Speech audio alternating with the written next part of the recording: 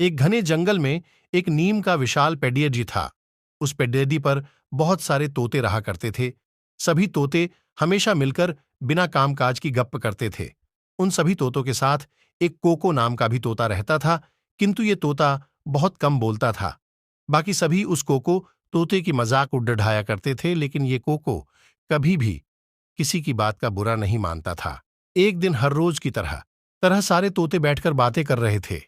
तभी भी ये कोको चुपचाप ही बैठा था। कोको को इतना चुप देखकर तोतों के मुखिया ने उसे कहा कि तुम तो मुझे असली तोते लगते ही नहीं हो, तुम तो नकली तोते हो। मुखिया की ये बात सुनकर सभी तोते इस कोको को नकली तोता बोलकर चिढ़ाने लगे, पर कोको तो अभी भी चुपचाप ही बैठा था। एक दिन अंधेरी रात को उस मुखिया तोते की बीवी का हार चोरी हो जाता है। मुखिया की बीवी रोते रोते ठूठर रोते पूरी बात मुखिया को बताती है। वो कहती है कि किसी ने मेरा हार चोरी कर लिया है और मुझे ऐसा लगता है कि वो हमारी झुंड में से ही कोई है।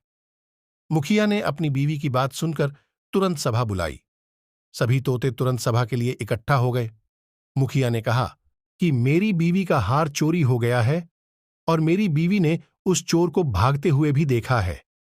चोर आप लोगों में से ही कोई है? मुखिया की बात सुनकर सभी हैरान हो जाते हैं। मुखिया ने कहा, चोर की चोंच लाल रंग की थी, वैसा मेरी बीवी ने कहा था। अब सारे तोते कोको और हैरी को देखने लगते हैं, क्योंकि इस पूरे तोतों के झुंड के सिरफे दोनों की ही चोंच लाल रंग की थी। सभी तोते मुखिया से कहते हैं कि आप चोर का पता लगाइए। मुखिया सोचता है कि ये दोनों तोते तो मेरे अपने हैं, मैं कैसे इनसे पूछ सकता हूं कि क्या आपने चोरी की है। मुखिया ने एक कौवे से इसका पता लगाने के लिए मदद ली। असली चोर कौन है ये पता लगाने के लिए कौवे को बुलाया गया।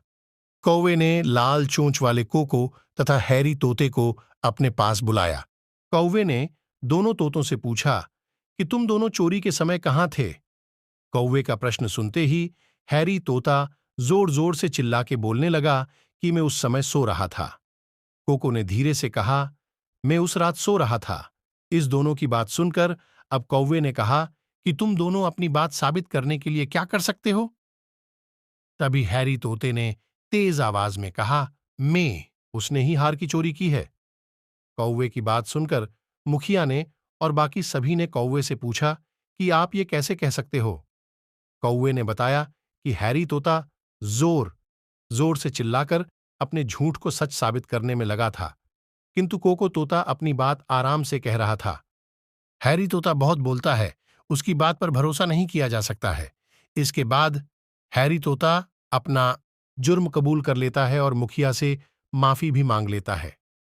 बाकी सारे तोते हैरी तोते को कड़ी ढीढ़ी सजा देने के लिए मुखिया से कहने लगे। तभी कोको तोते ने कहा कि हैरी ने यह गलती पहली बार की है और उसने अपनी गलती भी मान ली है, इसलिए हमें उसे माफ कर देना चाहिए। मुखिया ने कोको की बात सुनी और हैरी को माफ भी कर दिया।